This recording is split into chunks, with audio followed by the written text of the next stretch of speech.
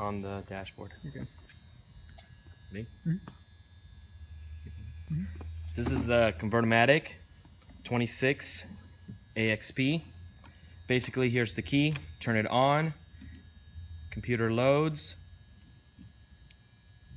You've got your water selection here. You have vacuum. You have your chemical injection here. This is to lift the head. This is to put the head down. When you're going to use the unit, press the green button. It lowers the scrub head. And you're ready to go.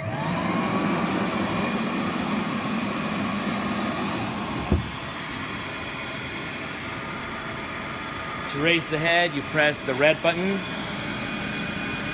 and it raises the head back up. If you need extra water while in use, you can press the solution button and it'll start blinking. Then you can add water to your floor, or you can back it down to nothing and hold it again to reset it to its original phase. If you need extra brush pressure, press the brush button. It raises the water and the pressure of the brush. If you still need more, if you're doing some stripping or really hard floors, you can hold it down. It'll start blinking. It'll go to 3. That is the highest pressure. Or you can go back to normal setting, which is 1 on both of those. This is your chemical injection. You can turn it on or off while in use. If you need to prime your solution tank, you hold both water and chemical injection down for about 10 seconds. The light will go on. The pump will start pumping solution down through the system and to the floor. After about 15 seconds, it turns back off and you should be primed. If you need to prime your water, you just hold down the solution button and you can hear the water comes down.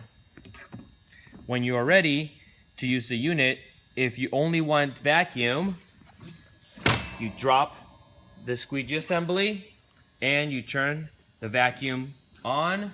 As soon as you start motion on the unit, it activates and starts suction.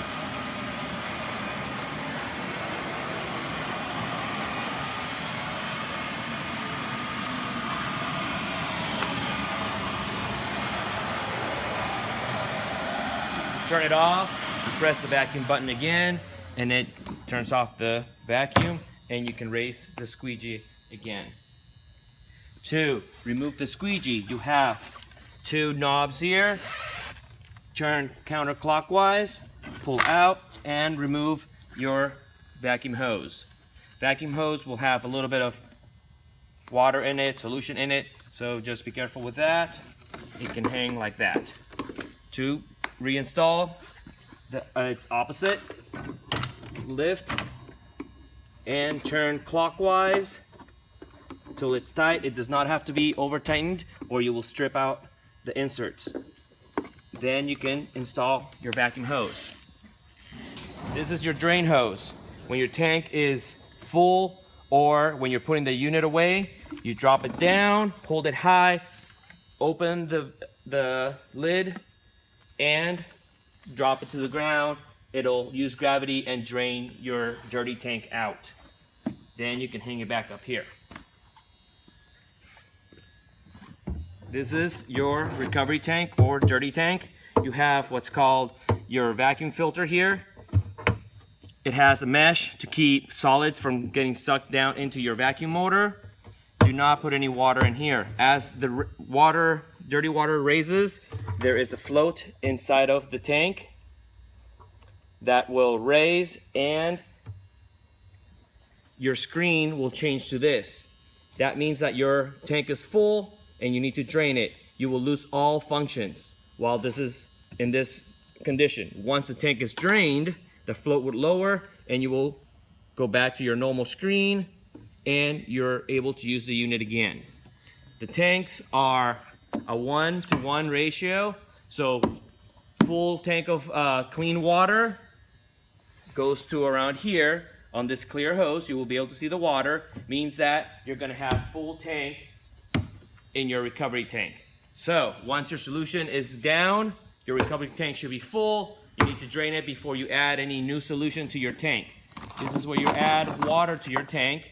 You just unscrew it and fill it up.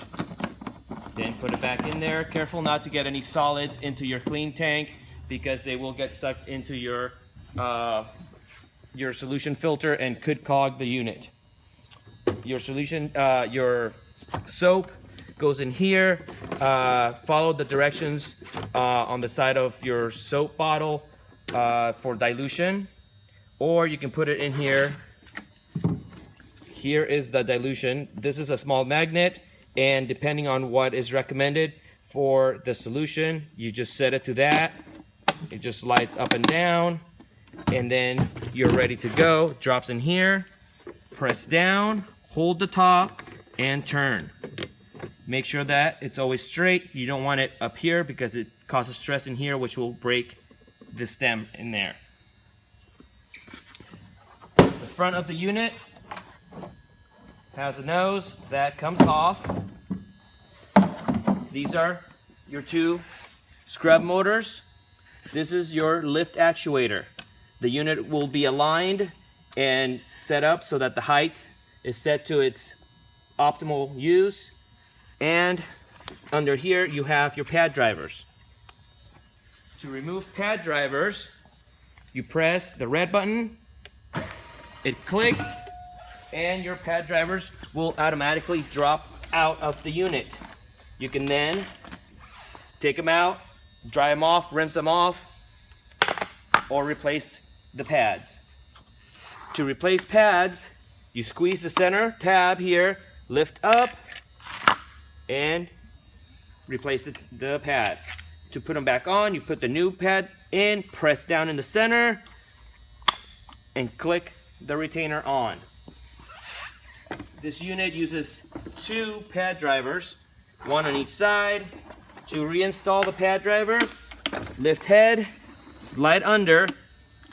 You will be able to see through here the 3 bolts, and all you do is line them up and give it a quick spin, and it'll lock in place.